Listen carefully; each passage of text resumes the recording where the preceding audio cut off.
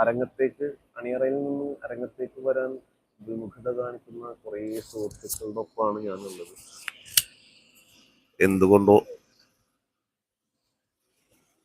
എന്റെ ശബ്ദം മാറ്റം നമുക്ക് ഇതിൽ എന്തെങ്കിലും സംഭവം ഉണ്ടോ? ഇത് നമ്മുടെ ആപ്പ് പോലെ എന്തെങ്കിലും?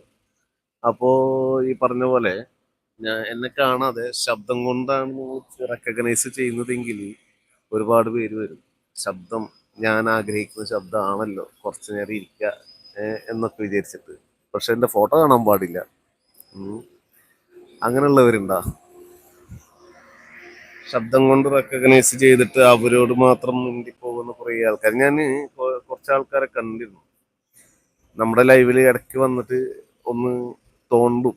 പക്ഷെ അങ്ങനെ തോണ്ടുന്ന കുറേ ആൾക്കാരെ ഞാൻ വേറെ ലൈവുകളിൽ കണ്ടിരുന്നു. വേറെ ലൈവുകൾ എന്ന് പറഞ്ഞാൽ ലേഡീസിന്റെ ലൈവുകളിൽ. അവിടെ ഭയങ്കര സോഫ്റ്റ് ആണ് കേട്ടോ അവരൊക്കെ. ഞാൻ ഇങ്ങനെ തോണ്ടി തോണ്ടി പോകുമ്പോൾ നമ്മുടെ ലൈവിൽ വരാറുള്ള കുറേ സുഹൃത്തുക്കളുടെ ലൈവുകളിലൊക്കെ ഇങ്ങനെ കയറി അങ്ങനെ സ്ക്രോൾ ചെയ്ത് പോകുമ്പോൾ വേറെ ചില ലൈവിൽ ജസ്റ്റ് ഒന്ന് നോക്കുമല്ലോ നമ്മൾ. അങ്ങനെ വരുമ്പോൾ നമ്മൾ ഒന്ന് ഹോൾഡ് ചെയ്ത് നിൽക്കുന്ന സമയത്ത് നമ്മുടെ ലൈവുകളിൽ വന്ന് തോണ്ടുന്ന കുറച്ച് നല്ല സുഹൃത്തുക്കളുണ്ട്, നല്ല മക്കള്. ആ മക്കളുടെ ചാറ്റോ അല്ലെങ്കിൽ കമന്റുകളൊക്കെ അവിടെ കാണുമ്പോൾ ഭയങ്കര തേൻ പുരട്ടിയ വാക്കുകളാണ്. പക്ഷെ നമ്മളെ പോലെയുള്ളവരുടെ ലൈവിലേക്ക് വരുമ്പോൾ അവരുടെ തേൻ പുരട്ടലുകളെല്ലാം എന്തായി മാറുന്നു? ക്രൂരമ്പുകളായി മാറുന്നു. അതിന്റെ ഒരു കാരണം എന്താണെന്ന് നിങ്ങൾക്കറിയോ? ഒന്ന് പറയാൻ പറ്റുമോ? Hello, good morning. നമ്മളെ ശ്രമിച്ചുകൊണ്ടിരിക്കുന്നവർക്ക് എല്ലാവർക്കും നമ്മുടെ വീഡിയോയിലേക്ക് സ്വാഗതം കേട്ടോ. ഇന്ന് ഞാനൊരു കാര്യം പറയുന്നത്, ഞാൻ ആക്ച്വലി നമ്മൾ നോർമലി ലൈവ് ഒക്കെ ചെയ്യുന്ന സമയത്ത് നമ്മുടെ ലൈവുകളിലേക്ക് കയറി വരുന്ന നല്ല നല്ല മക്കളുണ്ട്. നല്ല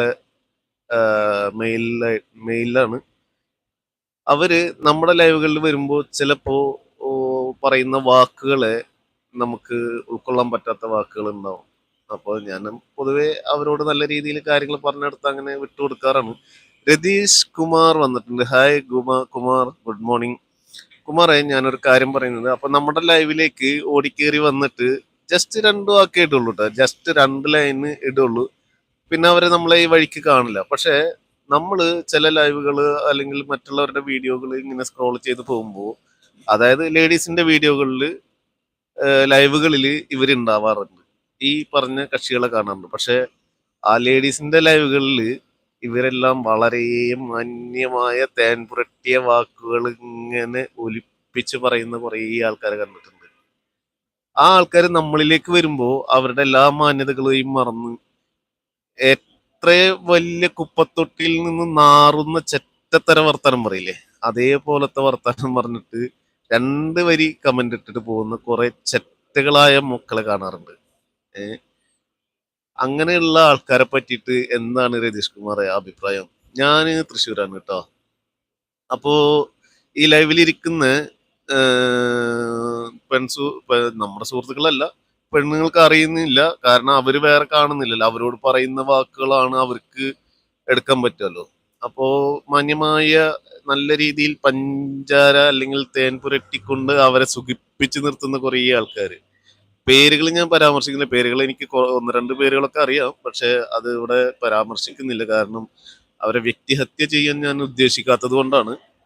അങ്ങനെ നമ്മുടെ ലൈവിൽ വന്ന് ക്രൂരമ്പുകൾ എറിയുന്ന മക്കളോടാണ് ഞാൻ പറയുന്നത്, നിങ്ങള് നിങ്ങളുടെ വഴിയിലൂടെ പോകുമ്പോൾ ആരും നിങ്ങളെ ദ്രോഹിക്കാൻ വരുന്നില്ല. ഞാനും തൃശ്ശൂരാണെന്ന് പറഞ്ഞിട്ടുണ്ട് രതീഷ് കുമാർ. എവിടെയാണ് തൃശ്ശൂർ രതീഷ് കുമാറെ?